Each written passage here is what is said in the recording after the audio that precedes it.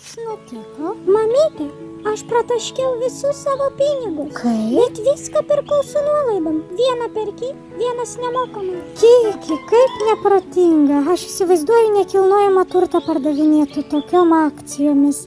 Dėl visko aš kalta, neišmokinau tavęs pinigų vertės. Matai, mano laikais niekas neturėjo pinigų. Geriausiu atveju susitaupiau 2,50 ir ką, kur juos investuosi, į riešutą? Matai, kai matai riešutą, tu turi matyti jo vertę. Tarkime, čia jau yra mūsų visos dienos maistas.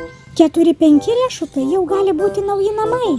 Prataškiau pinigus šlamštui. Kas čia per žodynas? Prataškiau išleidau.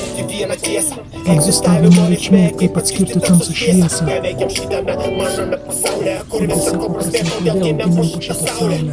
Aš investuoju į muziką, į geras vinilinės plokšteles. Kiki nesupranta, jog akcijos tai korupcija.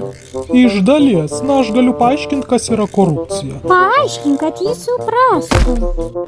Kiki, ar galėtum nueiti ir nupirkti man alaus? Štai ten yra parduotuvė, pasakysi, kad man ir parduos. Aišku, kad negaliu, juk aš dar vaikas ir alus negerai.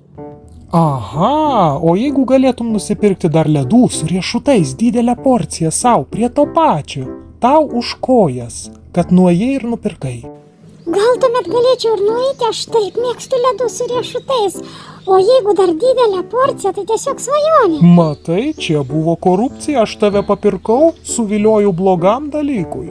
Na, kaip blogam, aš į tavo reikalus nesikišu, tu juk suaugęs, o aš gaunu ledų, tai kaip ir smagiai. Matai, kažkur Afrikoje žmonės neturi maisto, o mes čia tiesiog neturime nuomonės. Ha?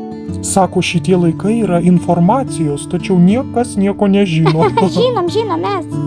Matai, mano brangioji, nėra blogai norėti gražių ir skanių dalykų, bet taika viduje yra svarbiausia. Čia turi būti tavo siekiamybė gyventi taikiai.